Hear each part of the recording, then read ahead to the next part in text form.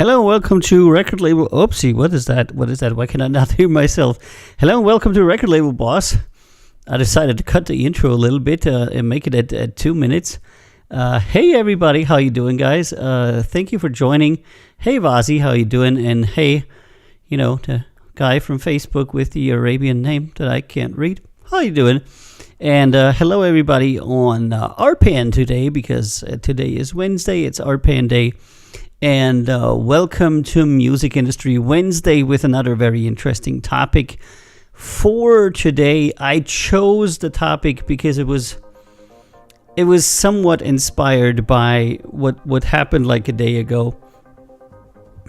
Because I think it was Meg who saw an influencer on TikTok saying that TikTok is ruining music.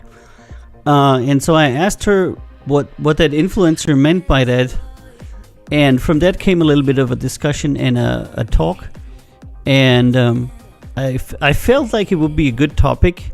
It's going to be a little bit more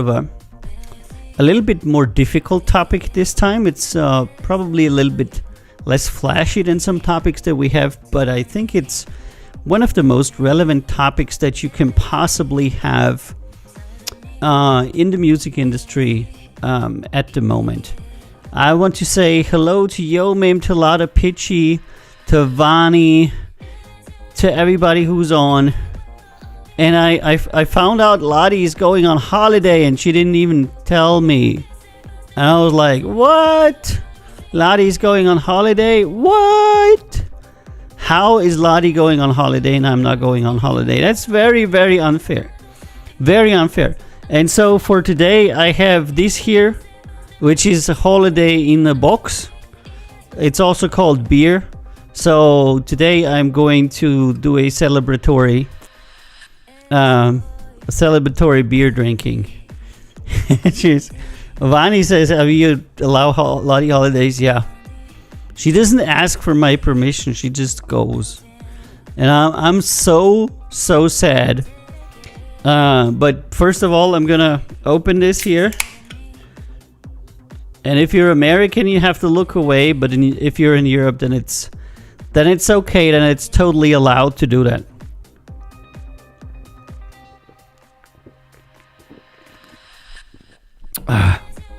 Shit! I've been working all day. I just came back from a meeting in the city. And I did a whole bunch of stuff today. I'm extremely tired. But so far everything's been working well. So I got Liquid Holiday. I got all my friends here with me. And we're going to go to the topic that we talked about. What does this influencer, I don't know who it was some girl, mean by TikTok is ruining music? But I think it wasn't an influencer. I think it was she was a musician. And the basic argument, Liquid Holiday. That's right.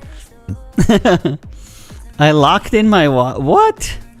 What? I don't lock anybody in. I'm not creepy. Okay, guys. I'm totally not creepy. All right. So, how does TikTok ruin music? Well, we've heard the other day that when Halsey wanted to release her latest song, her label said they're not going to release the song. They're waiting for a viral moment. Avi is definitely creepy. What? Did Meg get a punti? Well, we have a fridge that has so many of them that you can just take them out. Alright, guys, stop derailing me. Okay. So, artists are now waiting, or labels are now waiting for a viral moment on TikTok. And artists are kind of like pissed off that they can't release music when they feel like it, but that labels kind of like make their release calendar depending on how popular somebody is on TikTok. And I said, it definitely does make sense, because when you're viral on TikTok, or if you have one of your TikToks that's going really good, that's a lot of free advertisement that the label doesn't have to pay. And for the label, at least for the majors, the most important thing is always how much money am I putting in and how much money am I getting back. They don't really care about music or anything else. So it totally makes sense for them to wait until there's something going viral or there's something going on with an artist, and just to wait. Because if they can use that wave, that wave of virality to release something, then it does make a lot of sense for them. But this is just a fun side story, and it's not actually the big problem. The problem with TikTok, I will try to explain in very simple ways. Imagine, I guess a lot of you like fast food. Some of you might like McDonald's, some of you like Burger King, some of you like Wendy's, Pizza Hut, Checkers, Five Guys, KFC, whatever it is that you like. But you do... I'm not getting paid for this advertisement. That's why I don't have to flag it advertisement, because when you're not getting paid, it's not advertisement. So I can do it. Wrap a sheet of paper on the beer.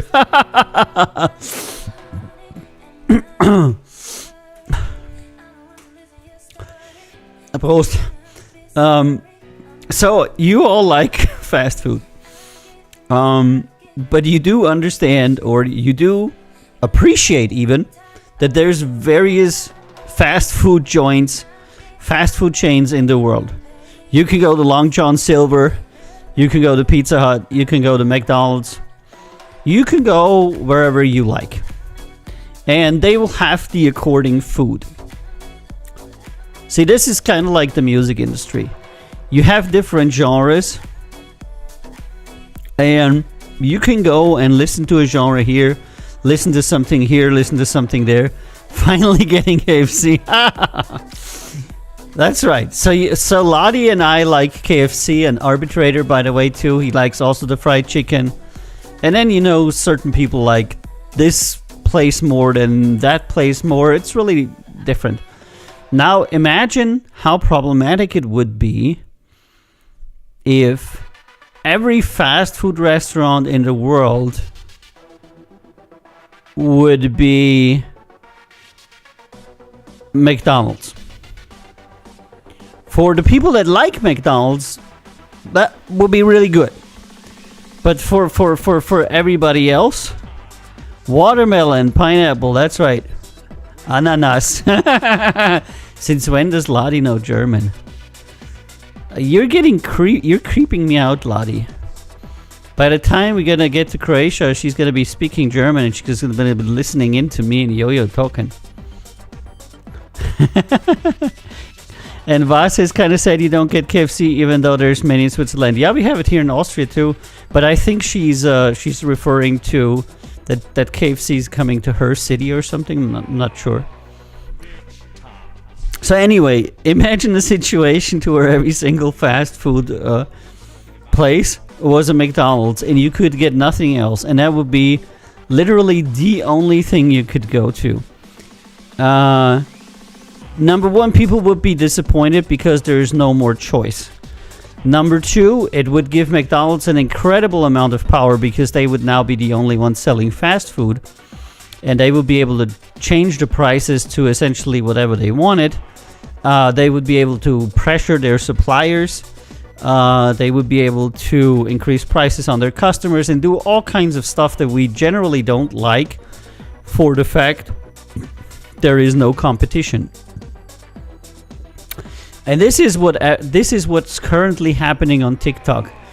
TikTok is actually so popular that so much of music discovery now comes from TikTok that people are estimating within the next 2 to 3 years, main music discovery for the age group that is most relevant for music, which is 18 to 25, main music discovery will come from TikTok.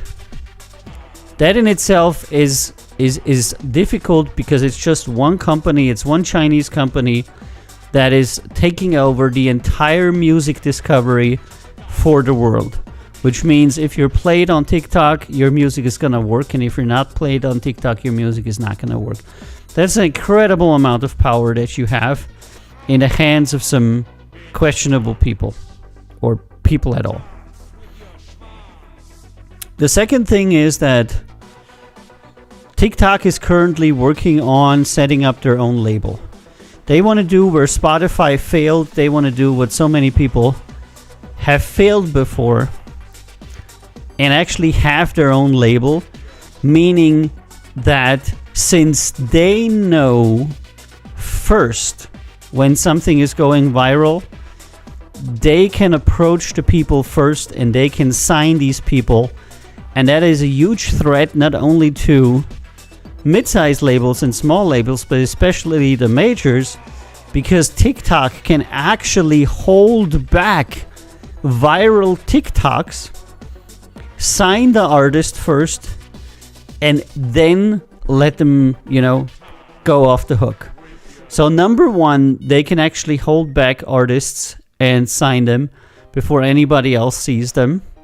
Number two, they can create viral hits because they own the platform, and they can show you whatever music they want because you have absolutely no right to be shown a certain video or a certain song on TikTok.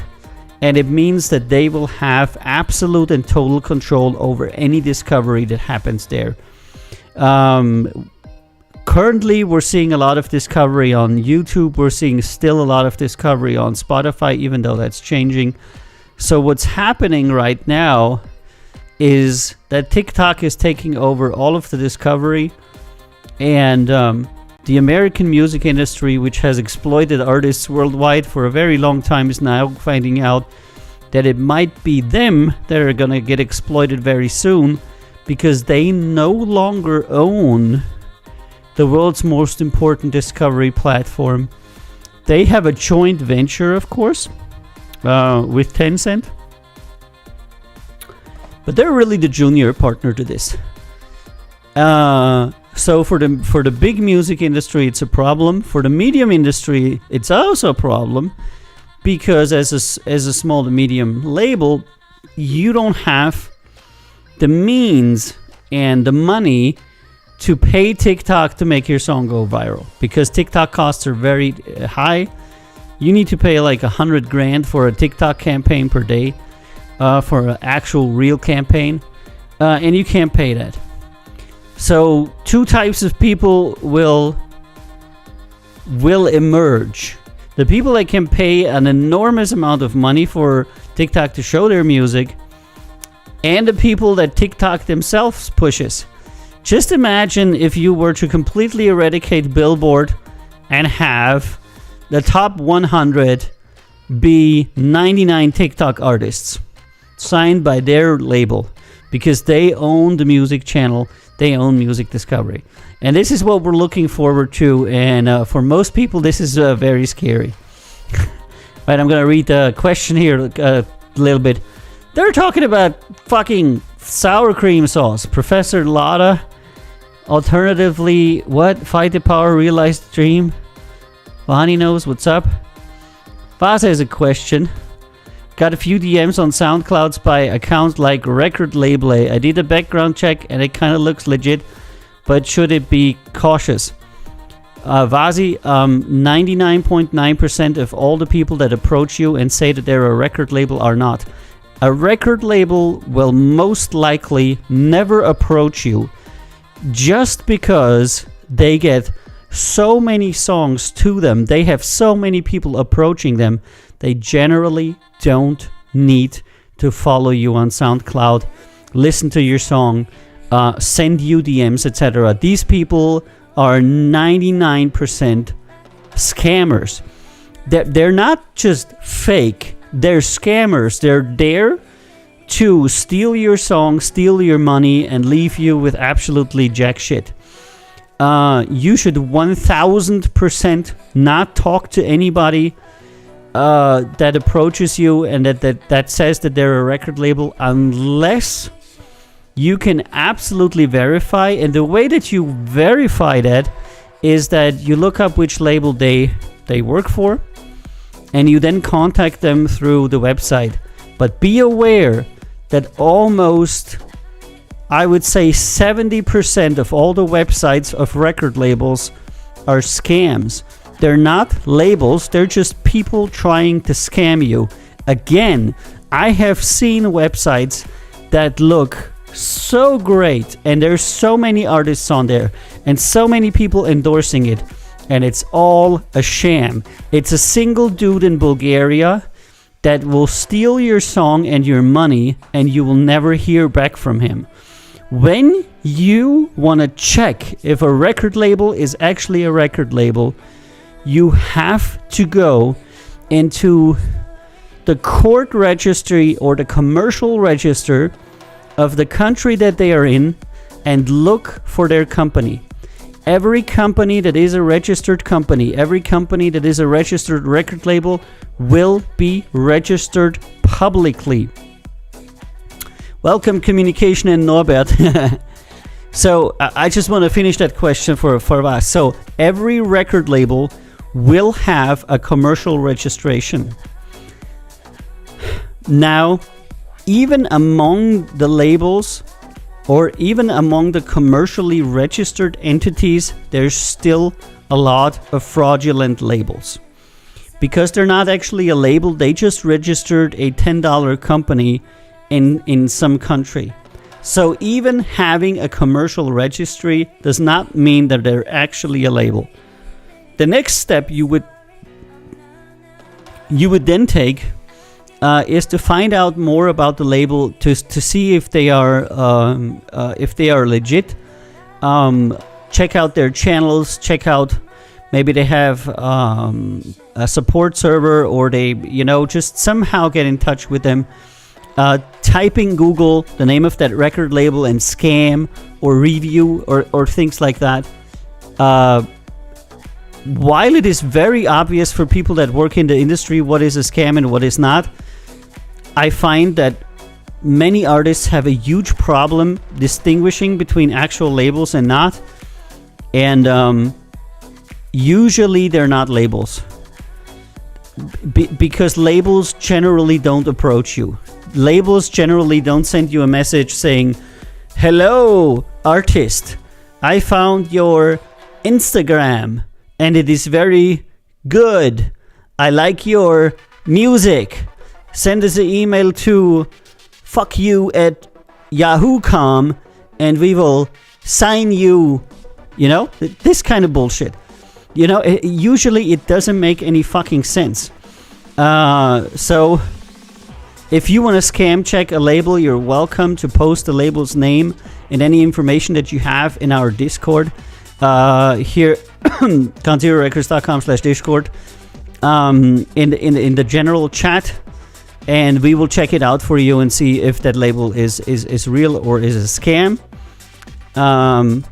I would say that 90% of the labels that I have people ask me, is this a real label? Real label is usually not a label. The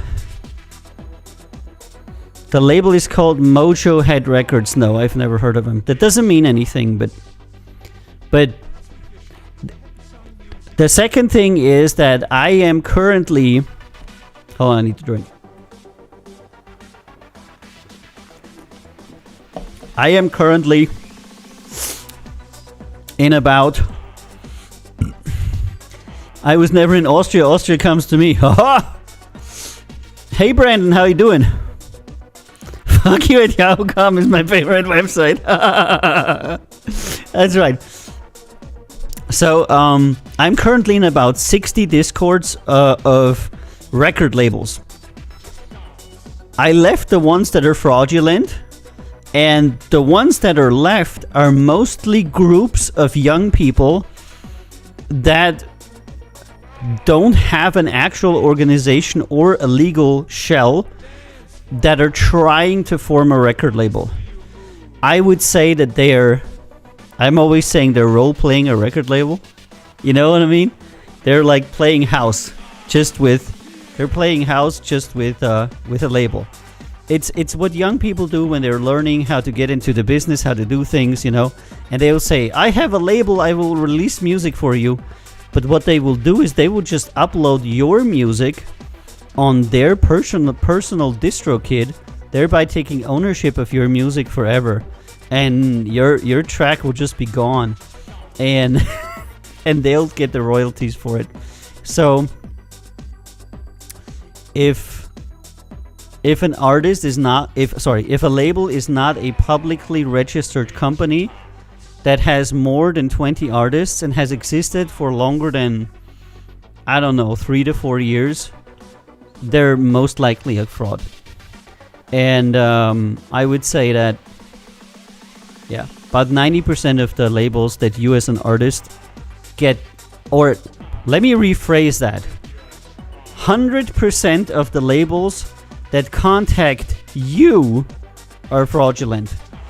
The chance that a label will contact you is very, very, extremely low. Because what bigger labels usually do is they work with A&R managers and they work with secondary people that kind of like recruit for their label. And what medium-sized labels do is they have like demo drops, etc. And Lord knows we're getting so many demos every single day. There's really no reason for us to go chasing after somebody. And one dead giveaway is always that fake labels will never give you their personal information, their registration, their postal address, their phone number, their email address, and if you actually are a company, you need to have all of these on public record. So whenever you're questioning if somebody's actually legit, just ask them for their public registry and then have a look at it and get back to them when you're satisfied that they're actually real. Okay, this is the best way that I can answer it. It's very difficult to find out, but most of them are fake.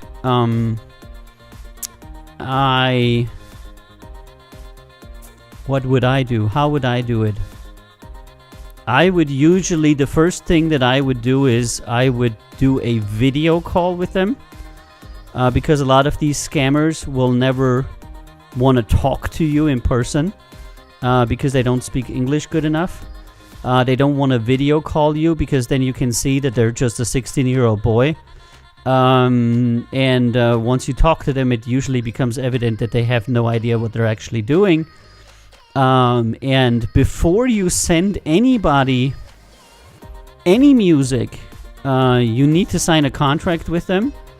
And if you are ever about to sign a contract with a different label, you're welcome to post it to me at countzerorecords.com/discord, and I'll check out the contract for you and make sure that they're legit.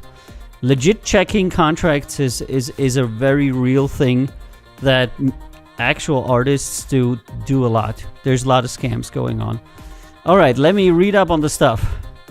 London is epics. I don't know, since when?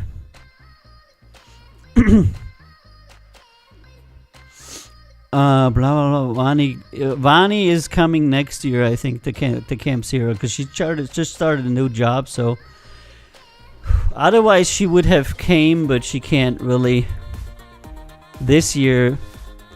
So Vaz, if anybody's trying to get you to send music and they're not giving you a contract, they're totally fucking fake. Because any real label needs to establish a legal connection with you in order to represent you. And I'm not talking about like a 1 or 2 page contract, like a PDF. I'm talking about a 36-page contract that in detail lists every single right, that lists who the party is, who the company is, who you're signing with, which rights you're giving them, etc. The rest is just bullshit. It's about a bunch of people like pretending. I don't think there's an industry in the planet Earth that has so many fakes in it, music industry. I've never got honest truth, I've never seen so many people faking as in the music industry, because it's just, a lot of people go soft when say, hey, I am record label X and I want to sign you because you're so awesome, That makes a lot of people lose their shit, and then they're easy victims to all kinds of scams. And Yo Mim says Vani will pick up $1 million project in August from Croatia. That's what I heard. Yes. Vani's gonna come, and Lottie and Vani are gonna do the pole dancing workshop. So the two of them will be doing the pole dancing workshop this year. Yes, that's what's gonna happen. Holiday.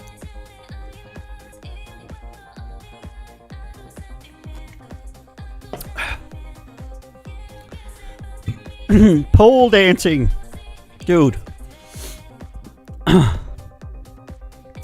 course I'm gonna come to London sooner or later. I still have to go to Ireland to shoot a music video with Matt. You can help me with that, Lottie, by the way. I always need somebody to... I also said to Vani she can come, because Vani likes to do photography. She can do stills. Vani and Lottie are doing the pole dancing, Lottie. It's gonna be like... Very good. It's gonna be very good. But I'm really hoping that COVID is gonna be really done soon, so I can resume traveling the world and shooting music videos with random strangers from strange places. And Lottie says she's in. Yes. Now I have to...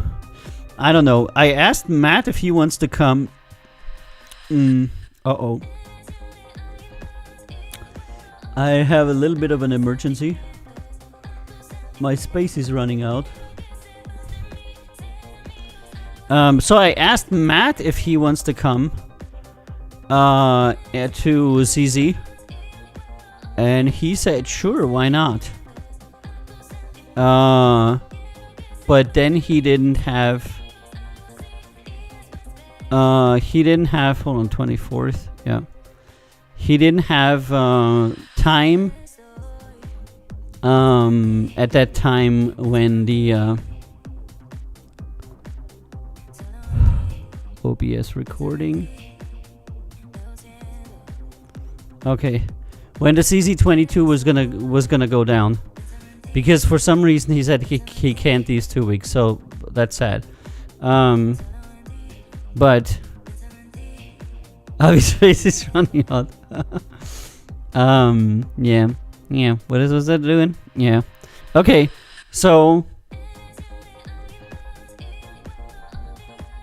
I think next year is gonna be bigger. Because it's also not going to be a COVID year anymore. I think this time it was really difficult for people to plan. So, Avi also wants to shoot a TV show, at least yesterday. Yeah, I want to do a lot of that stuff. My TV show that I'm currently pitching is called Dancers, and it features Lottie and Vani as the main protagonists, and they're both pole dancers. And they're getting into the pole dancing business. And the story follows them as they meet various people. For example, they meet Yo-Yo the bouncer, and they meet Avi the diamond dealer, and various other characters. And it's kind of like a Guy Ritchie movie, just like more cool, Yesterday was a cop show.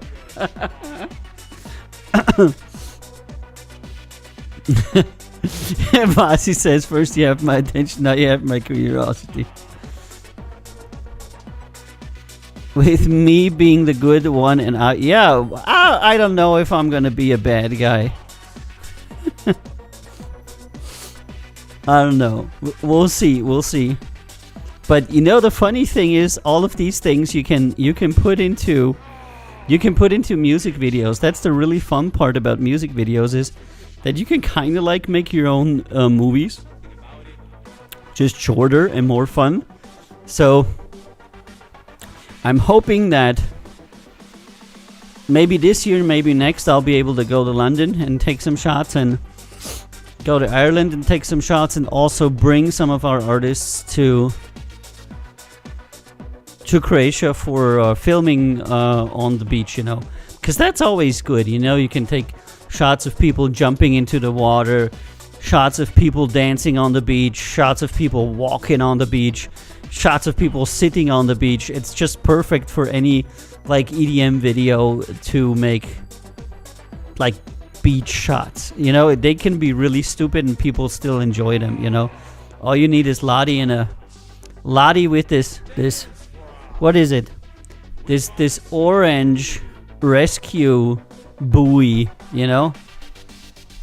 Oh man, we can do like Baywatch. It's gonna be Count Zero watch. Some people stand on the water. That's gonna be really good. London Beach. Yeah, it's gonna be at the London Beach. London City Beach. Coming to your cinema, August 22. Yeah, originally we had planned on doing some live streams from Camp Zero 22. But since it's been like changed to be almost an internal thing now, I'm pretty sure we're not going to do anything. But we are going to bring a laptop and probably bring some webcam or something so we can maybe do one live stream on Count Zero Records with all of us screaming and I don't know, having a good time. That would be interesting. I'm not sure if I'm gonna bring my movie camera that I have here, because I don't want it to get stolen or anything. Good old time with Baywatch, that's right. And Bonnie says yesterday I had the idea, and he wanted Megas, Pamela Anderson, and Baywatch. Yeah, somebody's got to play the blonde. It can be Bonnie, it can be Meg, it can be Lottie. Not sure who's right, But you can totally pick your Baywatch character. Alright. Who is Mitch? I don't know. I'm unsure. Alright, so the topic that I want to talk about today, with the TikTok stuff, that's pretty interesting. I don't know where that is going to go and how that is going to play out. But now even the major labels are feeling the sting. Even the majors are now kind of like conforming to the ups and downs of TikTok. And that actually tells you something if multi-billion-dollar companies are like acting according to what's happening on the platform, rather than doing their own strategy. So, on the other hand, I have to say that I know a bunch of creators on TikTok, and I've watched them go from like 5 followers to like 2 million followers. And the numbers on TikTok are just so low, I mean, what they get paid, that even if you have 10 million followers, you're going to have a hard time making any significant amount of money. And even the people that have like millions of followers need a day job to actually provide them with an income. So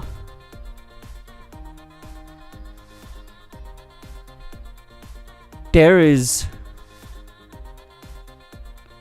a big problem for musicians, because, for example, we had that one song, Ocean Melody, that kind of like was used on TikTok for a TikTok that was played a bunch of times, and we found out that for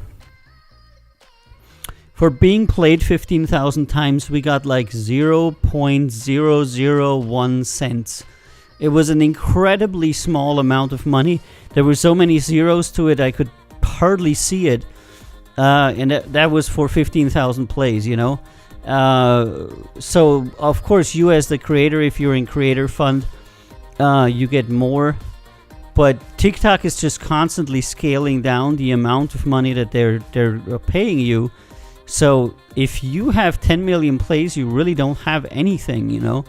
So on the one hand side, they don't like labels putting up their own music, and that's usually always punished because these people would make money with the stuff that they're promoting.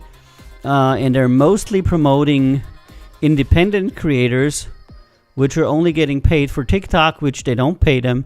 So the underlying issue is that TikTok's business model is, again, just like Spotify's business model, to not pay anybody. The really, really number one thing on TikTok is they don't pay anybody anything. Even the biggest TikTok stars like Khaby Lame and others, who have an incredible amount of plays and likes and follows, have received amounts that in the music industry would be considered to be very fucking mediocre. I think Khaby Lame made like $1 million in 2 years of his most hyped fame, and that was like the world's number one TikTok star with like 30 billion views or something like that. And that is just one guy, you know. What sucks to be a Styrian? What? Yeah, we're currently feeling a little bit English here because it's raining.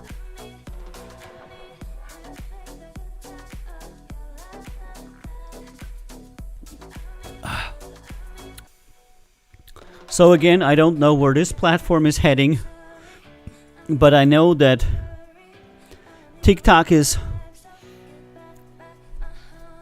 preparing to become a platform that pays its creators very little, no matter if they're musicians or TikTok creators, and where even people that have 10 million plays don't really get any kind of significant money, maybe a few $100s.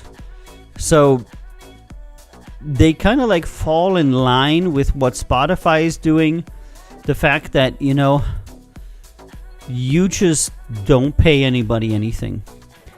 And thereby they become a platform that's very problematic to creators, because at the end of the day, most people that are creative people and make something with their mind also somehow need to live. So where is it going to? Well, I can tell you where I think it's going to. I think it's going to go the same way that it's currently going with music. You're going to have people like the D'Amelios and others, which you have Charli D'Amelio going viral. But what few people know is that it's mostly girls that have decent support, you know? That have a family that generally is well off, that allows kids to have their own tech gadgets, equipment, their own room, lots of time. Many times they have time to spend 3 years on trying to become a TikTok creator. And so what I'm seeing is people that kind of like cut through are somehow people that are being taken care of. This is, by the way, why you see so many housewife TikTokers being fairly successful, because they have the job of being a housewife, and that job affords them the capability to make like 20 TikToks every day, because usually they're not, let's just say they're usually not working 16 hours a day. Some of them do, and then they don't have time for TikTok. But a lot of them stay at home and either have no children at all, or maybe one child that's mostly in school, which means that you have a lot of time to make TikToks. So what I see is actually a lot of female creators that are in classical jobs that you would call a more of a traditional role background, you know, to where the guy's working and the girl's at home. And that gives her the time to do this. And really anybody who has a lot of time on their hands That seems to be the number one factor which makes you famous on TikTok, which is very clever from TikTok because they reward people that post a lot every day. And thereby they make it all but impossible for actual creators, for actual musicians, for people that have a job outside of TikTok to be successful. If you want to hit the TikTok algorithm, you need to be a full-time TikToker, no matter how good your content is. You need to be either jobless or with a lot of time on your hands, and you need to only be making TikToks. And they've been doing this since the very beginning, and the only people who can do that aren't people who are normal creatives. If you're a musician, you don't have the time to do 4 TikToks every day. If you're a producer or anything like that, you're actually working in the studio. So there's no way that you're gonna do 4 TikToks as you're dancing on the toilet. So yeah, Avi's not responding. What? Avi is avoiding. What's up with this whole Avi thing here? Avi this, Avi that. You know? So I don't know. TikTok is an offer to the jobless of this world. No matter if they're jobless because they're so rich, if they're jobless because of role separation, or if they're jobless because they're really jobless. But it's an offer to people who have an incredible amount of time on their hands and a phone. And if you're anybody else, which includes every person in the creative industry, you're not really gonna have a lot of gains from TikTok. And even the people that used to be TikTok creators and then became creatives, their accounts are usually suffering because they get signed to a record label. They're now making music videos, they're doing commercials, etc. They have work, they have a job, and all of a sudden their TikTok numbers drop like a fucking brick. And that's because they're no longer doing 3 to 4 TikToks every day. At the best, 8 TikToks or more. They're not doing that anymore. So whoever actually has any kind of job, the platform doesn't really like them. And that's for a reason as well, because the platform does like people. Okay, so who are the people that have unlimited amount of time on their hands? They're people that don't have any other thing going on, which means they're usually people that are not represented and their material is not copyrighted.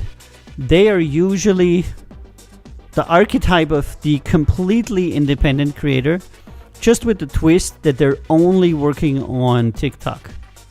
And these people are easily exploitable because they don't have anything that they do or make copyrighted, which means TikTok strongly favors the people that give TikTok copyright-free content that TikTok can own and use and put ads on. Same thing that it's always been with YouTube. They favor creators that give away their stuff for free. And conversely, they hate creators that make content that is copyrighted, because they're protecting their creations, they're protecting their intellectual property. Just make a video with your song in it and watch how it tanks. It's miraculous.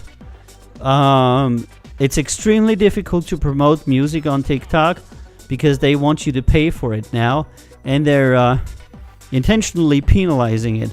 What they want to see is funny dogs, dancing girls, that kind of stuff, you know, because that stuff sells ads.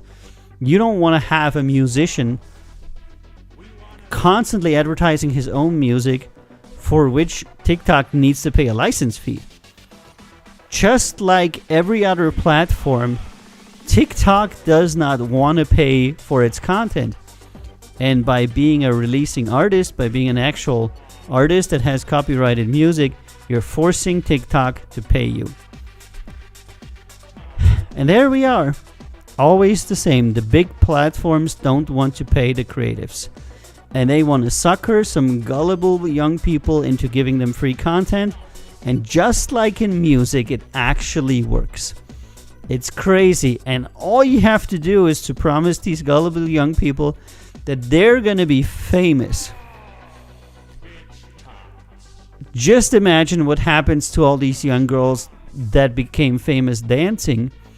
And then 2 or 3 years later, when they gain some weight and they're 25, nobody gives a shit about them anymore. All of a sudden, their world collapses because that was the only thing that they could do, you know? I know some of them. Not gonna say name, but...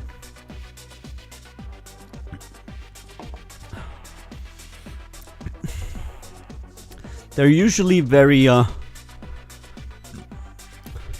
can I say? They're very full of themselves while they have the high. And, so the fall is usually that much harder, as they all of a sudden find out that they can no longer make a single penny because nobody wants to see a chubby 25-year-old dancing. And the world is cruel like that. And so yeah, I could totally live without TikTok and Spotify. And I feel like the only place that somehow has their shit together is YouTube, because they actually do pay you 70% of the ads. That is actually surprisingly much. And surprisingly fair. Of course, they don't pay a lot of license fees for music, which is not surprisingly very unfair. But in a world of shit, I guess YouTube is the least shitty. Apple is good, they pay more. But let's be clear.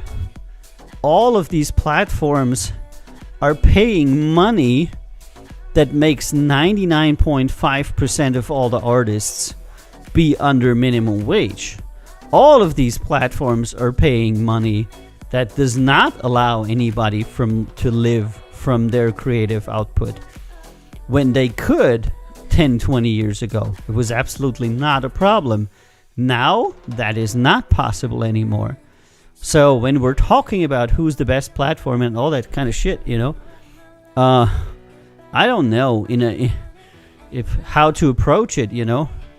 But I would still say that there isn't a fair platform out there for content creators. And Voss says most of them get an OnlyFans and sell their body now. Yeah, because they also found out that they can only do that for a while, you know. You can essentially do that when you're young, and then you can live to regret it for the next 40 years, as people are always pulling up pictures and videos of you and then laughing about it, you know. A lot of these young women don't actually know what they're doing when they're young, and they think that $10,000 is a lot, but it's not. You know, unless you're making millions, and again, only very few people make that much.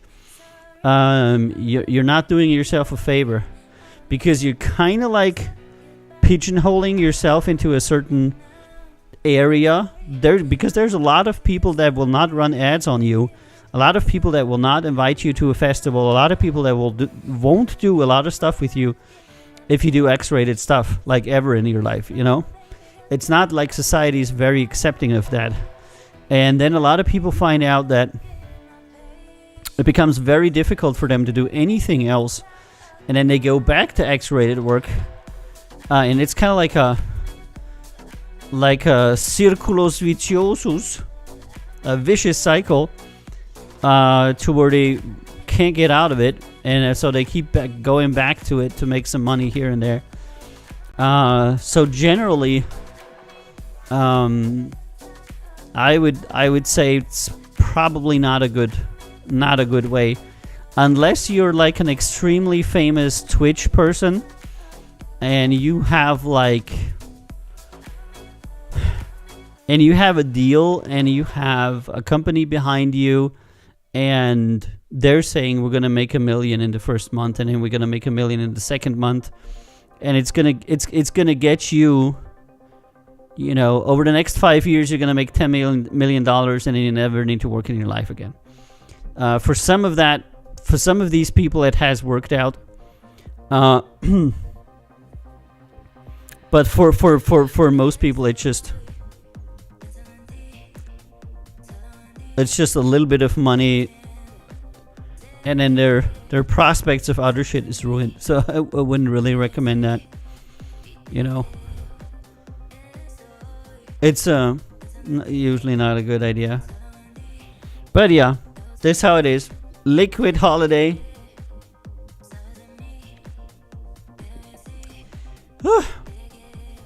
Holiday in a can. That's right. So, I am thinking on how to develop the platform of the future for music. And I pretty much already know what you need to do. The problem is that it's very difficult for a small or medium-sized company to get that kind of traction to make a fair platform. And when you do, everybody will gang up on you because they're making a lot of money from content creators. You'll have YouTube, Apple, Spotify, TikTok, and everybody against you. So that is going to be incredibly difficult. I'm hoping that some kind of technological change is gonna change that. You gonna do submissions or not? Sorry if I'm annoying. I wasn't gonna, but I can. Because I think we only have you, Vazi, and I will always review your shit.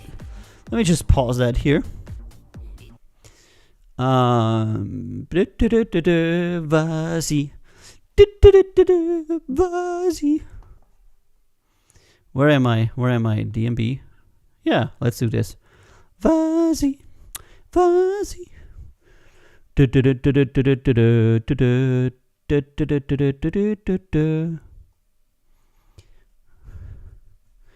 We're gonna have a look at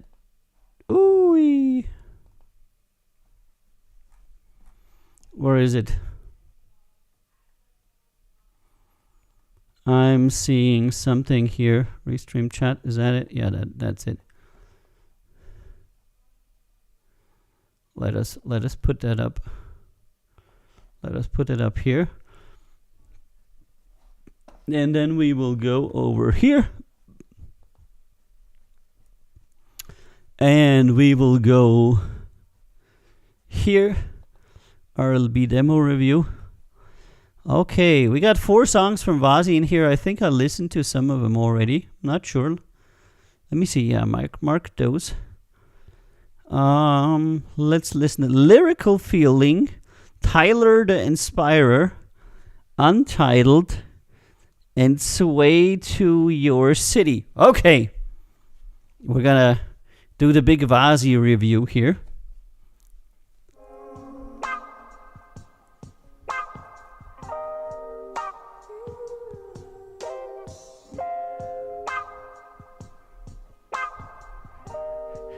Down the whole album I didn't check, yeah? Keep working.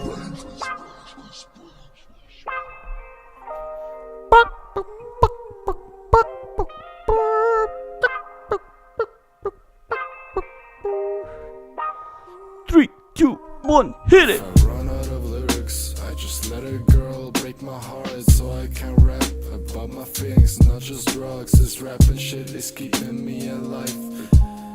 Not from my mother, then I probably die. Just think about my feelings with a joint upon my head, and I be thinking she was bad. No bad in a good way, but bad in a fucked way. So now I'm sitting here without some love in any sight, but I'm keeping me alive. Got some weed by my side. I wanna be high, but the sadness just kicks in, and you say, cry. Cry until your eyes are sore. Let the feelings flow for sure. Flip the tables, now you're poor. I'm up to something on the core. I'm fucked. I haven't seen the days for days, oh Lord. Oh Lord, please forgive me, come and go. Please forgive me, just leave me alone. Because I'm fucked. Hey, I just had that scene. What did I do? Da. It's not bad, but I'm not sure what you're doing with the vocals there. You're kind of like, hello, I'm da da da. It's a bit of a, I don't know. The vocal projection is kind of like a little bit, you're kind of like talking. You're not really rapping. This track we cannot find. Okay, let's try the next track. This is a toilet poem. I sit here, broken-hearted. I try to shit, but only farted. It's a So poetry. one day, Poetry with a slam. chance, I try to fart, but shit Can't take this shit serious. I can't take this shit serious. born to shit, forced to wipe. 2022. Every back bottle dropping on the track suit Adidas, you know the swag. I take you in my picture fiction. Loki, baby, you delicious. Wanna grab you by your waist and baby, I demand. Home but welcome, I won't crash. Your shit goes out to my ex. I thought you were my patch, but now I'm serious. A bitch that's from the past. I know you want the cash, I know you want the rest, but bitches won't catch feelings till I find they stash. It's about ass wiping. King of kings. Very, very good. Single creator won't cheat, but now the seat looks empty. Means right now I'm really free, but I wish it stayed. Nah, fuck this man, I wish we never met. So these beat loops, Vaz, are you getting them from somewhere? Or are you making all these beats yourself? Beats. Promises were made but never held. Fuck many thoughts, but you know your man. But I should've told before that I'm not mad. I'm disappointed with my heart, just how it really felt. To end the curse again, or the bars at the humble man, I'm the good ones. Band-aid around my knuckles like I broke someone. And I told you, son, that you should pay me some for the lives I've saved from coke to clean up ones. And that wasn't my lingo, I stole this one from Tyler. Perfect scenes with action like that movie MacGyver, or the life of the party that will... Yeah, I feel like... Okay, I would want to know how your production process is here. How much of the music are you actually making yourself, and how much is it is from a loop? And then I would probably work with the two of you guys on vocals, and then I think there would be a pretty interesting and creative rap album possible. But I would definitely address the vocals first. Because, it's I don't know if you know them, but Disposable Heroes of Hypocrisy are kind of like what you're getting at. And Disposable Heroes were one of the first ones that pulled off that kind of like poetry slam kind of stuff. And that is hard to pull off because it can sound very cheesy. Because you're kind of like in that middle ground between rapping and talking. So I would make sure that everything I did was completely by myself. Because while it's easy to just grab something on YouTube or somewhere else and rap to it, you will absolutely not be able to use that in any commercial way. Because you didn't make it. You need to start to completely make everything by yourself and never again use anything from anybody else. Because you need that ability to do everything. My studio is open means no door between, so I kind of can't be loud. Yeah, that's a problem. Because you're going to have to project emotion with your voice.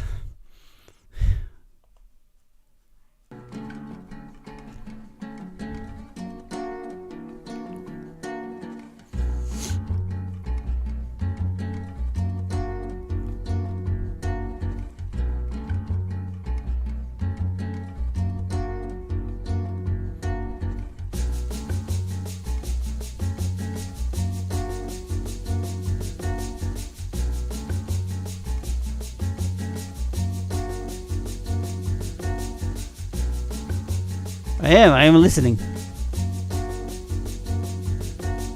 Hold up, energy be low, see my bank growth. Hold up, money be so high, see my bank roll. But I fucking hate it. Why does life mean you have to at least own two different supercars? I mean, I'm not complaining, but this shit just don't make sense to me. Fucking all my senses over senses I would never feel. They don't understand me. Damn, I need my casket so I can die peacefully with a stack of cash on me. So as soon as Yeah, I'm it's- heaven, I can get some angel pussy. And no need to get so cozy. Damn, I feel like getting lit. Hold on, grab my favorite light. Light it up, oh shit, it's cracked. Man, this didn't go as planned.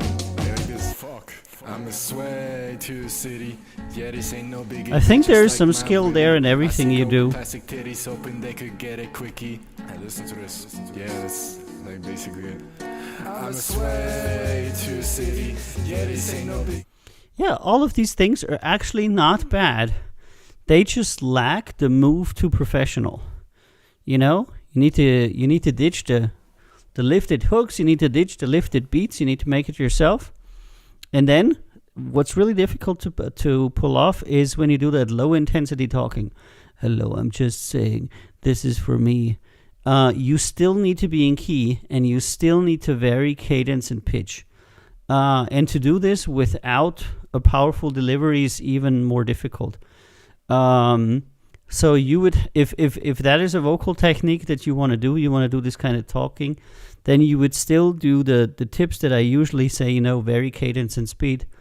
And I wouldn't go like C, C, C, C, C, C, C, C, C, C, C, C, C, C. Wouldn't do that. I would do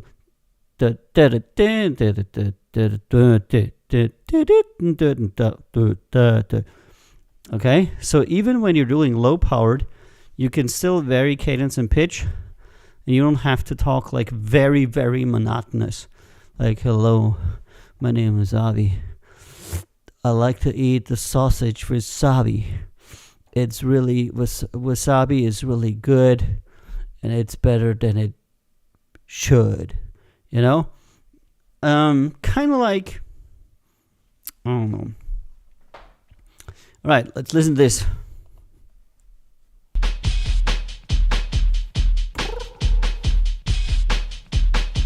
And you are just here. By yourself. I am for real.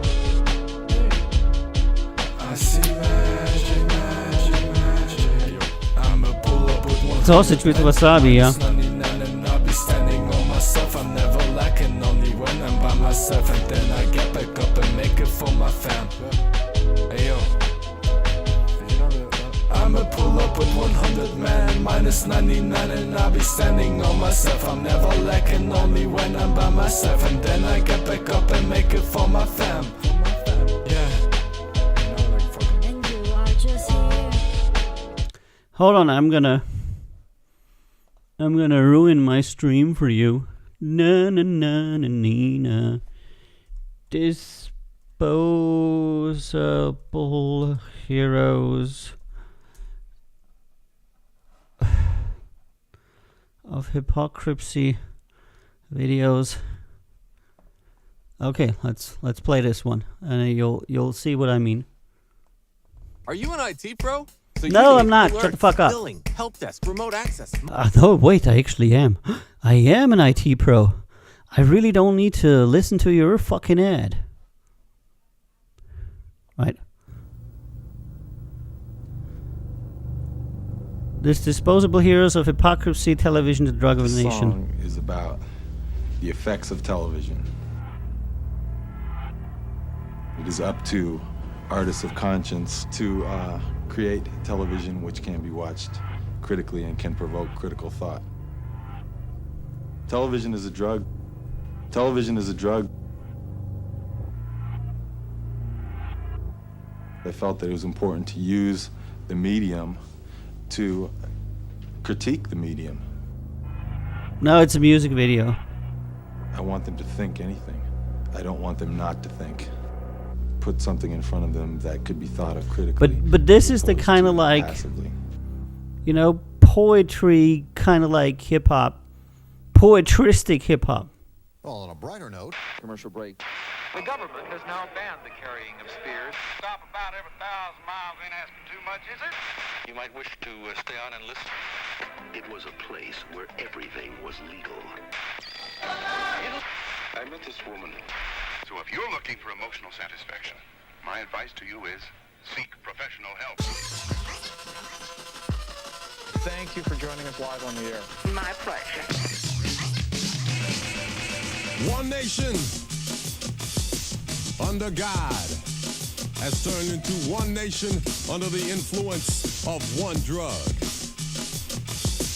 Television, the drug of the nation, breeding ignorance and feeding radiation. On television, the drug of the nation, breeding ignorance and feeding radiation. TV, its satellite links, our United States of unconsciousness. Apathetic, therapeutic, and extremely addictive. The methadone metronome, pumping out 150 channels 24 hours a day. You can flip through all of them, and still there's nothing worth watching. TV is the reason why less than 10% of our nation reads books daily. Why most people think Central America means Kansas. Socialism means un-American, and apartheid is the new headache remedy. Absorbed in its world, it's so hard to find us. It shapes our minds the most. Maybe the mother of our nation should remind us that we're sitting too close to the television, the drug of the nation, breeding ignorance and feeding radiation. On television, the drug of the nation, breeding ignorance. All right, I guess you get what I mean by like poetry hip hop. If you want to look them up, Disposable Heroes of Hypocrisy were a rap band in the 90s, I think. I listened to a lot of their stuff. They have a lot of stuff that isn't super easy to get into, but that is actually very, very interesting because they try to merge hip hop with poetry, but you're gonna have a hard time finding videos because they were, kind of like before the time when everything had a music video. But I'm sure. And Voss says I think I got something new that I'm working on that's more with feeling and loud instead of low and monotone. Yeah. Hold on, where's that thing? Are you telling me they only have one? This is just the album. Famous and Dandy like Amos and Andy. That was also pretty good, but I'm not sure if there's any. Yeah, there's no music videos. Yeah. What will we do to become famous and dandy? Just like Amos and Andy. What will we do to become famous and dandy? Just like Amos and Andy. It's quite a spectacle to see us landing. Waste receptacles as if we planned it. We're never skeptical when we get see what he's doing there? Disrespectful because we feel abandoned. The height of mediocrity is the challenge. He's in between rapping and well-read poetry. We learn to laugh to avoid being angry, and we learn to kill and learn to go hungry. We learn not to feel for protection, and we learn to flaunt when we get an erection. But what will we do to become famous and dandy? Just like Amos and Andy. What will we do to become famous and dandy? Just like Amos and Andy. Alrighty. I think you get my drift. That is a style that is very, very off the beaten path, I would say. And if you want to pull it off, it's difficult, but not impossible. Mr. Introvert. Okay, let's listen to that. I need my new shoes, I'll be hurting when I walk into my new school. Find some friends, but I don't think we be old school's friends and bros. Fucked it up cause I was dedicated into losing my virginity. I thought I'd be a still too monotonous. But when I sought them out, I thought I found divinity. Spent a half a year trying to fix my masculinity. Spent a half a year wasting off. So even if you need to be quiet in your studio, you can change cadence and pitch. That doesn't make you go louder. If you go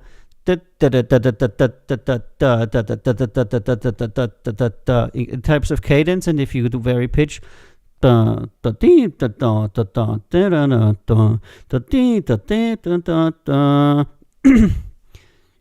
not making it louder. You're varying cadence and pitch. Hey, Vanessa's Vanity Corner.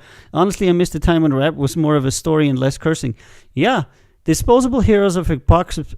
Hypocrisy have a great album if you're into artsy hip hop. Every song has a message. The message is usually really good. It resonates very well with me. The song that I played you is about 35 years old, and it's just as relevant as it is today, as it was back then. No, nobody's saying that was. She was referring to general, So yeah, is it hard to get into Disposable Heroes? Yes. But was it interesting? Yes. And was it unique? Oh, definitely. So, this is why I've always appreciated them. I wouldn't necessarily listen to them because they had like the most kicking chorus, but they had something that made you, wow, these guys are different, I don't know what they're doing today, but that was very interesting, And Vani says she was in the Poetry Slam a few years back. Yeah, when Vani was 14 a few years back. Yeah. So yeah, if you want to get into that like kind of like poetry thing, hip hop, then still very cadence and very pitch. It's like one cadence, one pitch.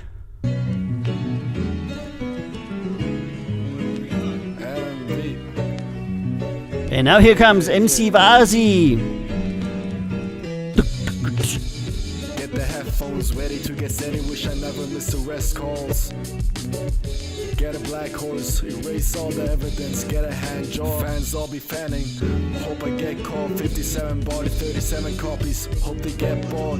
Sip the money and it won't be long. Police arrive. Save the money and it won't be long. Save the money and it won't be long. Not save the money and it won't be long. Save the money and it won't be long. Very cadence and pitch. Don't say save the money and it won't be long. Sorry. Save the money and it won't be long. Always the same. Cadence, pitch. This is real wrong. Run away, I'm in real stress. Hop and topless beaner. Hope we got gas. Up in Switzerland, this a whole mess. It's a whole mess. Free children, this a whole mess. Running through my city, man, I hope I don't see Loch Ness. We are wrong, rest. Beer and bands are sweet. I'm a whole... You can go for a certain amount of time being in that one cadence, one pitch mode, but you cannot pull off an entire song in one cadence, one pitch. You know what I mean? Mess, yeah. Running through my city, man, I hope I don't see Loch Ness. We are wrong. Da da da da da da da da da da da da da. Running through my city, and I hope I don't see Loch Ness.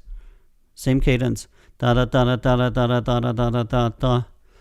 Same pitch. Running through my city, and I won't take long. I don't know. Just play the fucking song. Just vary it. It's gotta be varied. It cannot, because that's not normal. That's not how we talk. That's not how humans communicate. Humans raise their voice. They lower their voice. They make pauses. They make breaks. They extend words. They draw words. And they make short words.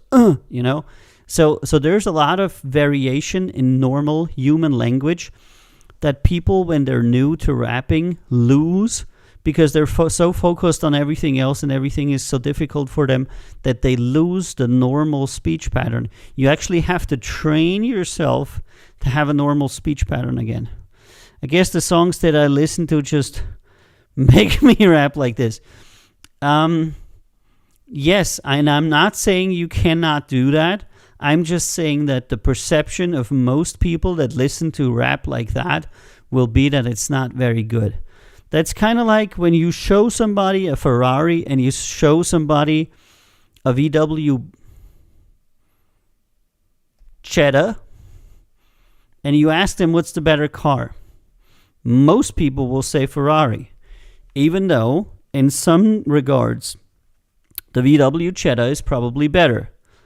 And what we as artists always have to kind of like figure out is what does the majority want? What do many people like? Of course, you can make music for a tiny audience. That it's the Passat, yeah. But you know, the reason why you have a certain creative style should be that you choose to have it and not your inability to do something else. And this is what's often confused. And people say to me, yeah, I'm choosing to be that way. And I'm saying, no, this is not true, because that's the only way you can do it. If you are very, very good in vocals and you can do anything and you choose to do it this way, then it's style. If it's the only thing you can do, then it's lack of skill. You know what I mean? So you should train yourself to be able to do everything vocally as a rapper, and then you'll find that your repertoire of things you can do is so big, and you can express yourself a whole lot better than before. And that's really, hey ebook, how you doing, my man? And that's really, really important to have these capabilities. And you'll just be so much better as a rapper. You'll do all kinds of shit. I think you're creative enough, Ozzy. I think you have interesting lyrics. You're going to get to a point where you're going to be ready to be put on a record with us. But you're not there yet. But doesn't matter. We're going to do it together. It's going to happen. Then we're going to put it out. And then immediately, thousands of people are going to run to you and throw in front of your feet and say, that's sadly not how it works. You really... Usually people release their first album and then absolutely nothing happens, you know. And then, you know, it's a grind. For most people, there's never a moment where all of a sudden they boom and they big, you know. You see the Swiss are taking over the label. What? Oh yeah, because of us. Yeah. Oh, that's right. No, I mean, you work your way up there, and then you have a song that works really well. And for me, it was Good Times, and it was the first song of me that got into the charts, and it got into the charts in 3 different countries, and I was really, really happy with it. And I never expected it, because I had made multiple songs, bunch of songs before that, and I don't know, they always kind of like worked, you know. And then for René, it was the same thing, because we made that song, you know, together, and it was also the first charting song for him. And still to this date, we are like, how the fuck did we make that song? You know what I mean? Why did it go and others did not go? You know, you never know. Things happen to you. Mostly they just happen. You know, and it's still a popular song for many people around the world. Who am I to tell? But signing to a label does not do anything. It's the things that possibly come later, and it's just that many people have this dream. We got signed, you know, and many people are so happy, but it, especially today, absolutely means nothing. Getting signed means absolutely nothing. It means that you're going to be working with these people, and the only thing that means something is if you get signed to a label where you really like the people. Because then you can say, hey, I got on board with this label. The guys there are really awesome. We're going to work together. They're going to take care of me. I'm going to make a lot of great music. And I'm happy because I found the right people. But this, I got signed and I got the 2 million bonus, you know. It doesn't happen anymore. That's only in the movies. But they don't do that to anybody anymore. simply because they don't have to. There's just enough people that can do everything and that are ready to assign without any kind of advance or shit like that. The only time when they're actually paying you something is if they want to recruit you away from somebody else. For example, if some artist's contract expires and they're on label A and label B wants to have them, they will typically offer a signing bonus to get the artist to move from label A to label B. And in doing that, they have to consider that the bonus that they're paying is going to be cutting into their profit. So they're expecting that artist to return more than that bonus. Otherwise, it wouldn't make any sense at all. And then, of course, if a label offers you a significant signing bonus, you should always think that if the label believes in you that much that they're paying you $2 million, maybe you should start your own company and actually release your own music, or go to an indie label and purchase the service as an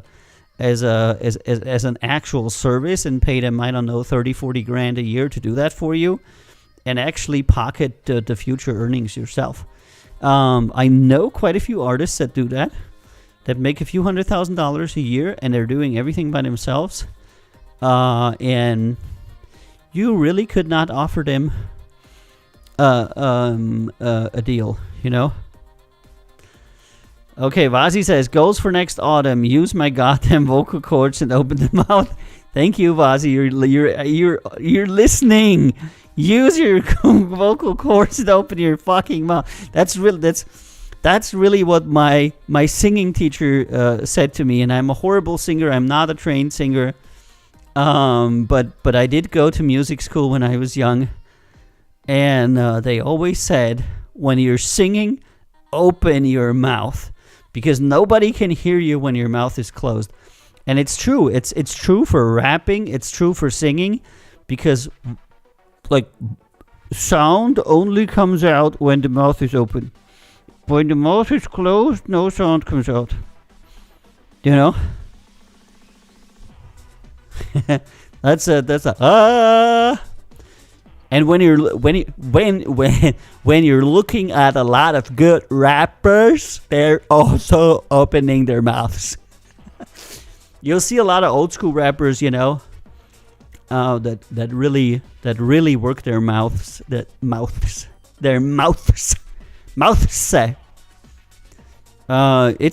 a thing. It's a thing. You really have to do that. And Lottie knows all about that. Lottie knows that. All right, now my holiday is over. Oh, that is very sad. And Vani says, my vocal coach tells me the same. Open the mouth more wider, yeah. I'm gonna instruct you, Vani. It's like, yeah. I don't really actually have a good method of learning of teaching people to open their mouth, you know. But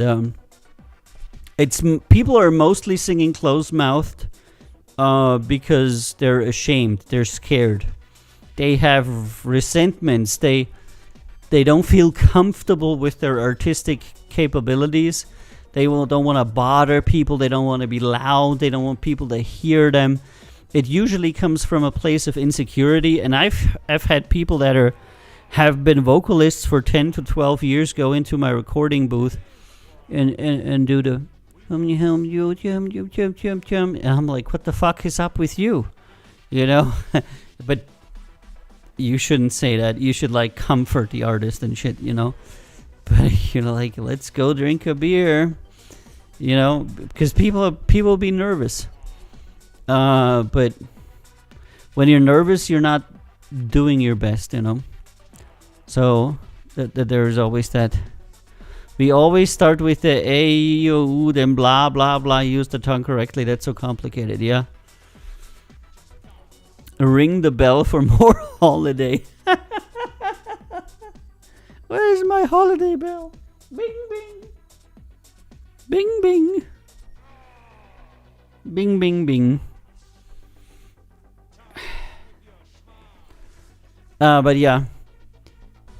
You can you can most definitely go on YouTube and find some vocal exercises that a lot of rappers think that they don't need because they're rapping, but it would actually really benefit them to take classical vocal training, because that shows you how to get to a certain tone, how to hold it, how to reproduce it, how to go up and down, and there's a lot of stuff to be learned from regular vocal training for a lot of people. Now, of course, some people are naturally gifted in rapping, and then some people aren't, you know. I would have to say that about 95% of all the people that I hear rapping do not have a natural gift for rapping. They're the people that have to learn it. And just about everybody that I know that is on Billboard, I mean, I don't know them personally, but I know of their careers. And if you listen to their old recordings, they're singing horrible. It doesn't matter who it is. I would say that a good 80% of the people that are now on Billboard started their career not being able to sing for shit. And they got where they are by training. And some of them still can't sing, but that's a whole nother story, you know. But what I'm trying to say is that even the very best of the best, you know, started out singing horrible. Today I saw a video where Ed Sheeran was young, and he was singing very horrible and very off-key, and nobody was watching him. It was very, very cute and very interesting video, you know. But people generally don't see that. They don't see the come up. They don't see the years of grind and the years of practicing. They only see like the finished artist, the finished product. They're like, oh my God, he's so good. He must have just learned that yesterday.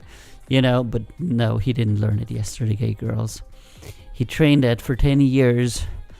And he's a lot older than you think. You just think he's younger. That's usually a lot of the stuff that is going on there. All right, guys. I am going to get out of here very soon because I'm a little bit tired. I have meetings all day. And I kind of like wrapped up my topic that I had here. And I also did something with Vasi, which is very good. Tomorrow, we're going to the zoo because we have a very big zoo here in Styria. There's going to be lots of animals. We're going to see the lions and the zebras and the gepards and the puma and the wolves, kangaroo, and all kinds of stuff. I think they have like over 300 types of animals in the zoo. And it's like a whole day trip. So it's going to be great fun for everybody. So instead of being on Discord or being anywhere, I am going to be in the zoo. It's like a huge zoo, like one of these very large areas where the humans walk through the zoo on a path, you know, and everything else is like for the animals to roam around. Herberstein, yes. We're going to Herberstein tomorrow. Lots of people are going. Lots of Croatians are going for the first time in their life to an actual zoo, because in Croatia they're so poor they don't even have zoos. So I'm gonna show our state zoo to a bunch of Croatian friends. It's gonna be great. Is the zoo you want to show me to? Yes, Vani. We're gonna also go to that zoo, and you're gonna see so many nice animals. And it's gonna be animal. Everybody that comes here does the zoo tour with me, because I think it's cool, because you go around, you see all these animals. You can eat ice cream and other stuff, and it's just generally fun. It's kind of like walking around for a day watching animals. I don't know. I like the walking. The nature there is really nice. There's a beautiful castle. It's just a nice piece of land, a great walk. And then you have the animals. And what I also like about the zoo is that it's not totally commercialized like a lot of the zoos in other countries, where they're always like pressuring you to buy shit and stuff.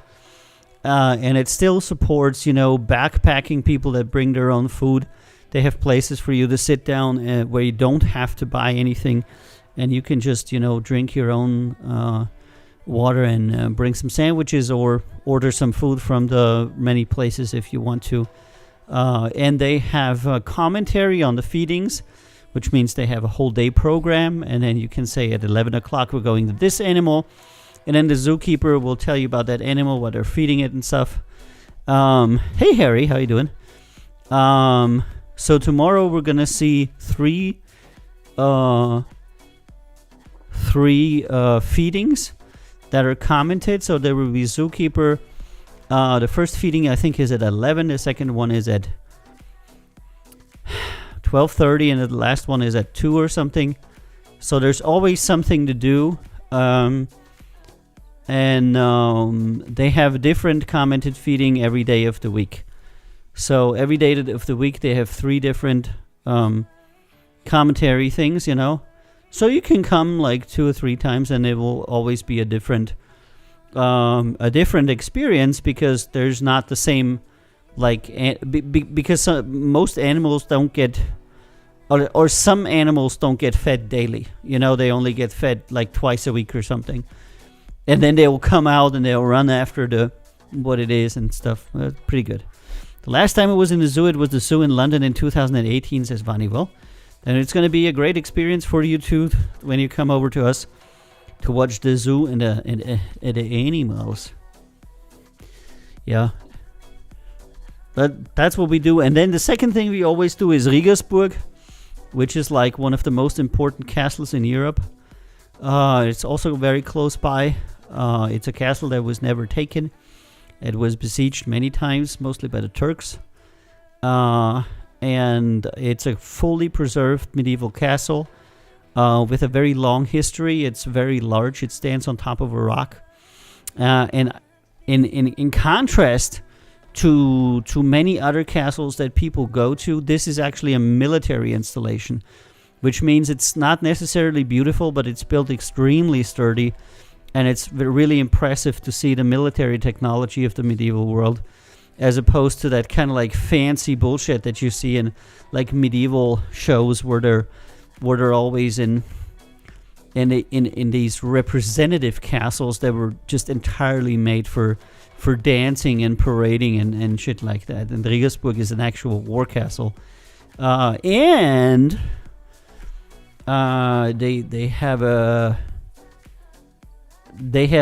griffin roost, I guess you would say, a griffin conservatory there, and twice a day they're making griffin shows where they have like 20 very large bird of prey flying, and they're flying like for kilometers. They're flying away and they're coming to the audience and flying over you and landing on the hand of the dude.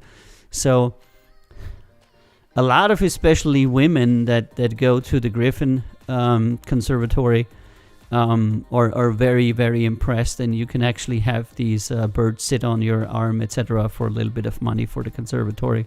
So very cool things to do, that are a little bit more interactive than just going somewhere and eating fucking fried chicken. Because you can do that everywhere in the world, and you can swim in many places in the world, So I'm usually trying to bring people to places that are not like easily replaced, or that are kind of like unique, and where I used to go to as a child, and I don't even know how many times I went to these places, but probably upwards of 50. But there's a cool history. And then of course what we always do is a city tour of Graz, because Graz is a very old city in Austria. It's a city that has a UNESCO World Heritage. It has an extremely beautiful inner city, and there's lots of things to discover in the city as well. It is sitting on a river, and it used to be like a tax station, and that's kind of like how it got started. And it's got a very long history dating back 1,500 years or so. Also very cool. Also the defenses up there were never taken. So there's a lot of things to discover in Austria, especially in Styria here, because we have a lot of castles, because it used to be the front line in the war against the Turks.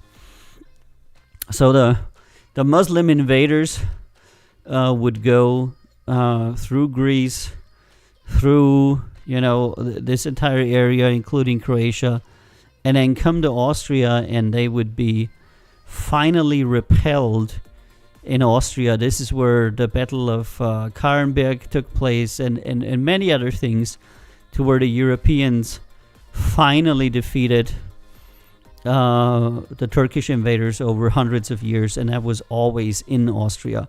So Austria has an incredible amount of military technology, if you will, from the medieval times. And Austria also has, and it's also in our city, the largest collection of medieval arms and armor, and that's in Zeughaus and Museum Ioanneum in Graz.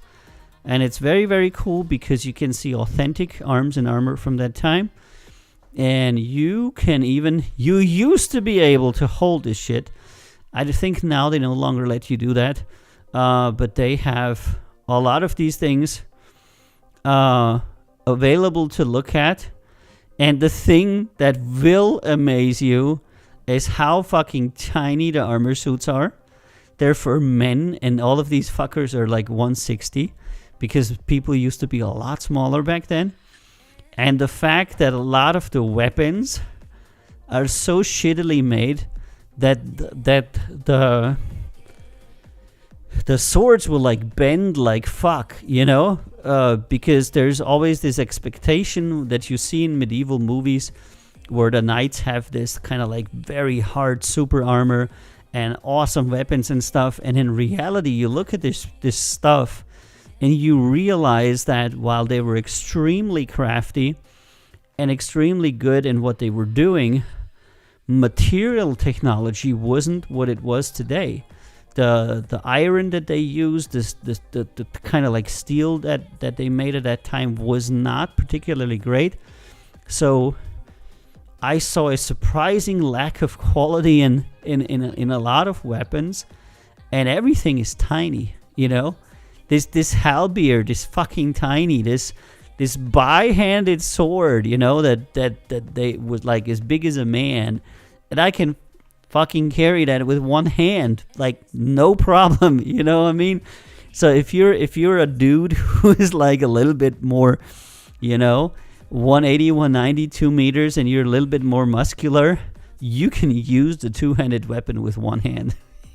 That is really awesome. And Harry says, I'd like to visit Austria one day. It looks like a beautiful country. It is. It's a very beautiful country with a very, very long history. It's essentially the birthplace of the Celtic culture that happened around Salzburg in Hallstatt, namely. And it was the first modern European culture was the Celts that then spread across the continent, and nowadays, and at the end, they only remained in Ireland because they were displaced by the Romans and other people. But the original Austrians were the Celts around the Hallstatt area of Salzburg. And Vani says she's 160. Yeah, Vani, congratulations. You will be able to wear the armor suits and the weapons just as it was intended to be. And by the way, a lot of these suits are made for gentlemen of a somewhat bigger girth, So you'll see like the armor is like, for a dude who is well fed, because in the war movies you're always seeing these suits of armor and they're like super pumped and super muscular and everything. And in reality, it just wasn't that, It was a normal society where people fought, and it was much less of a professional army as it is now. So you'll have weapons of various sizes. You'll have armors of various girths and sizes, and it's kind of like, even though it's very intricately, it's very well made with a lot of love and sometimes with a lot of flashiness. It's also very inconsistent, if you know what I mean, you know? So I imagine that the army armed like that would be effective, but it wouldn't be as cool looking as it always looks in the medieval movies, where there's like the same person of the same height, the same body type, the same armor, and the same weapon, and they're charging in a row of 1,000 men. When in actuality, it was like 300 people, and every single person had a different weapon, and every single person had a different armor, and they would just mostly charge in a unordered mass of crap. You know, so it's always interesting for me to see these things. You know, so it always, and they usually get one of the kids to try something on, because usually the armor and the stuff only fits the children. Because as I said, anybody who's above 160, you're not gonna fit any of the armor there. It's just too small for you. So nowadays, it's only the children that they get to wear the armor, or the very tiny among us. Films are so contrived. Yeah, they're trying to make everything look good, and Austria at that time was probably the most organized military empire, because we had so many Turkish incursions. That's why we have the largest collection of arms and armor, because Graz was a military depot. It held weapons to defend the entirety of Austria against the onslaught of the Turks. Styria, here where I live, this province was full of fucking weapons. It was full of castles, and every castle was full of weapons.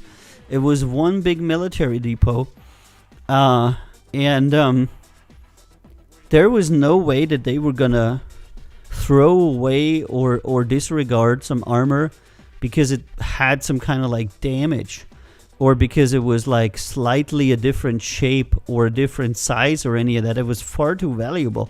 So everything was kept, no matter if it was mismatched, if it was brown, if it was stupid, if it was small. So if you're thinking from a medieval military standpoint, they kept everything they had. Everything that worked was kept. Because it's better to have mismatching armor than to have no armor. And so you'll see some consistency. You'll see like 20, 30 vests that are made for the people that are wearing a certain type of weapon, and then you'll see a certain amount of weapons like that. But then you'll see like 14 pieces where nothing matches, and a whole bunch of weapons. And so the impression that a very well equipped army like the Austrian army at that time would have given would be a lot less flashy than what you would see in a typical movie. And they would also have less horses, and there was also no amount of like great flashiness of banners or cloth or anything like that. The actual knight armor and the things that they were using, they don't actually have any holders for like fancy shit, because fancy shit was for tournaments, and Hollywood got their impression from knights from what we would call parade uniforms. So every knight and every lord had at least two pieces of armor. They had a fighting armor and they had a parade armor. And the parade armor was very fancy and had a lot of feathers. It had little clips where you could hang up cloth pieces and all kinds of stuff. And this is what Hollywood thought knights were. But what they actually did was they used that to go to church on Sunday. They used that to go to the coronation of the king. They used to use that when they were going to hold court somewhere. but they would never use that in battle. In battle, they had armor that was 100% only for use. There's no color, there's no distinction. You could really not tell who this nobleman was, other than his armor was a little bit more etched and things like that. Plus, they didn't really want that. If there's a battle going on and you're a nobleman, do you really want to announce that you're the guy so that everybody can shoot you and chop your head off? So if knights would look back on the creative, coming back to the creative industry of medieval movies, they would say, why are all these people running around in parade uniforms beating each other up? It looks like a fucking battle of the drag queens. Why? That is not how it was. And Harry said winning a battle was mostly down to the experience of the troops. Yeah, it was the equipment and it was the experience of the troops. And when they said experience of the troops, they mostly meant the population, because the knights were not many. You would have a few hundred knights in any contingent, and the rest would be farmers and regular people from the area. And the more experience they had, the better they were. Harry Black says Nelson said his troops were the dredges of society, weren't killed. Yeah. Many times they were. There were a lot of various people who served in the Austrian army at that time for various reasons. But these extremely large amounts of mounted knights with parade armor that you see in movies is a reality that never happened. But it looks better in a movie, you know what I mean? So I don't know, a few hundred years from now, they're probably... and Love says, are you seriously suggesting Hollywood movies aren't accurate? Then how do you explain 300? Yes, that's great. Oh yeah, by the way, if you like the Spartans and you like the battle at the Thermopylae Pass, I encourage you to actually look up the actual location of the battle of the Thermopylae Pass in Greece, and you will find out that is actually a wide open field. It was made a very dramatic thing by narrowing it down to like this 3-meter thing where the Spartans are pushing and the Persians are the Spartans are resisting and the Persians are pushing. But the area where the battle was actually fought is about a mile wide. And it was considered narrow because it was only a mile. The battle that took place there was a pitched land battle on a narrow piece of the pass, but it was still, I wouldn't say it was a mile. It was probably like half a mile or a quarter of a mile, but a whole lot more than the 4 meters that we always see in movies. And that area still exists. You can still go there and look at the pass and see where the Spartans died to defend Greece. And it wasn't anywhere near constrictive for the amount of people that they had. It was just that the Persians, who had an incredible amount of people, could not really use them in this somewhat smaller space. But it wasn't like defending a door or anything like that. It's actually a wide open field. And it was very interesting to go there, you know. So I always find that so many people have ideas of the world that are shaped by art. And this is where I come back to us as artists. Art shapes the perception of reality. And if art is real, it makes people understand real stuff. And if art is fake, people believe fake shit. I mean, there's a lot of good examples where people believe that great feats have been accomplished when they were actually not. There's a lot of things where people think that nothing was accomplished when it actually was. And it was all because of art. I mean, D-Day became a thing because of art. Because it was the first time that there was filmmakers present at a major military operation. And as it turned out, D-Day wasn't a major military operation. It was what worldwide is considered by NATO standards to be a minor skirmish. There was almost no losses. It was a very short battle with very few defenders and very few losses. But it was drama. It was made into the world's biggest drama. And if you compare it to Stalingrad, which was about 1,000 times bigger of a battle, people in the public perception do certainly believe that D-Day and Stalingrad were comparable, but they were not. They were like by a factor 1,000 apart. One thing was a tiny beach landing. Yes, a lot of people landed, but there was almost no defenders there, and they were quickly overcome within like minutes of fighting. And Stalingrad was an all-out dying fest, where millions of people died over months of fighting. It was insane. So if you have the camera rolling, then history will judge you as the great person.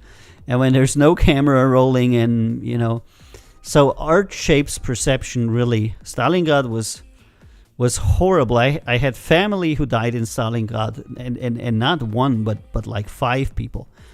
All the brothers of my grandmother, who would be my grand uncles, I guess, 5 of them died in Stalingrad. They all went there together, and none of them came home. And my grandfather was hit, and he had 72 grenade splinters in his body until he died. Many years later, he survived Stalingrad because he never got there. They hit him with a grenade before he got there. And he was transported off, and he never got into the cauldron, as would actually saved his life. Or for example, I just said, 5 people of my family died, and then it's like Saving Private Ryan, this heartwarming story where, there's a family and they lose one brother, and then they lose another brother, and then they lose another brother, and then they're gonna, oh my God, we're gonna save that last brother. So heartwarming. Because there was a camera there. But for the Germans and the Austrians, every family lost all of their men.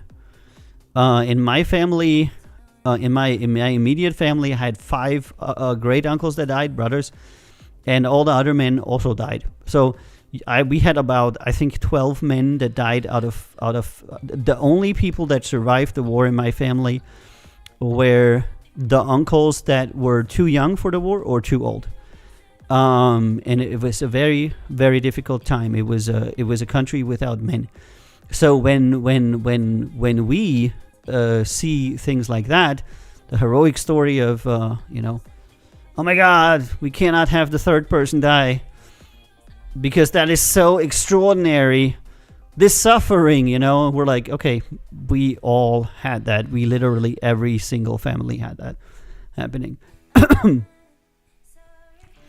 So there's a lot of things to where art shapes reality, And the Germans at that time used it too, They used art to paint the Jews in the most horrible light possible.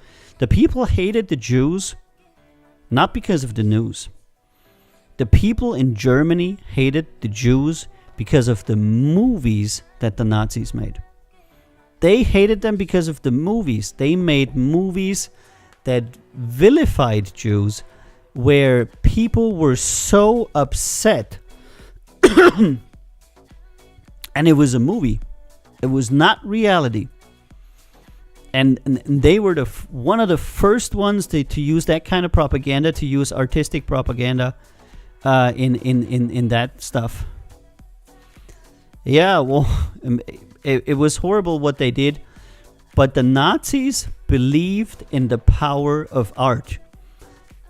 Come to think of it, it's insane how much they truly believed that art has this power over a population, over people, has this power. Yeah, Hitler's Hollywood, yet it's very much what it was. He believed, and he was a very artistic person himself, that art has power over people.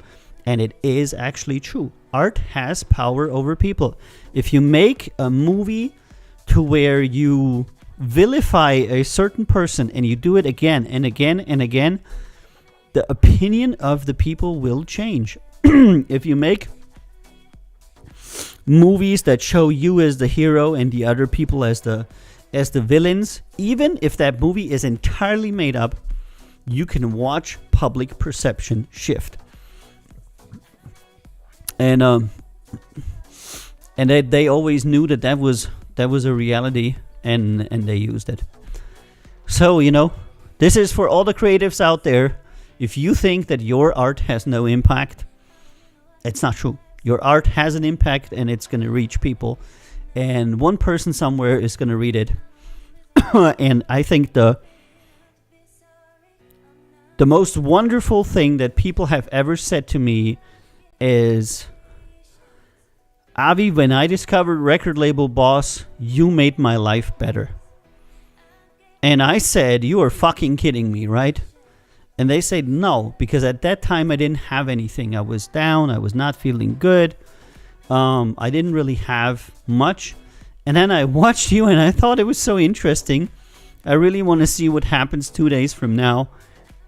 Because, it was purpose for me. Like, there's this interesting guy talking shit. And I was thinking to myself, wow, I am just... I have a small amount of people watching me. Let's not be, let's not kid ourselves. But if I had this impact on a bunch of people, art has impact. That's all I can say. Even if you're the smallest artist in the fucking world. And Harry says there's a great documentary called Hitler's Hollywood. It's about how propaganda was used to exploit public opinion. Yeah, that is something that everybody should watch. They would learn so much about what's going on now in the US, in Russia, etc. How you get people to believe anything.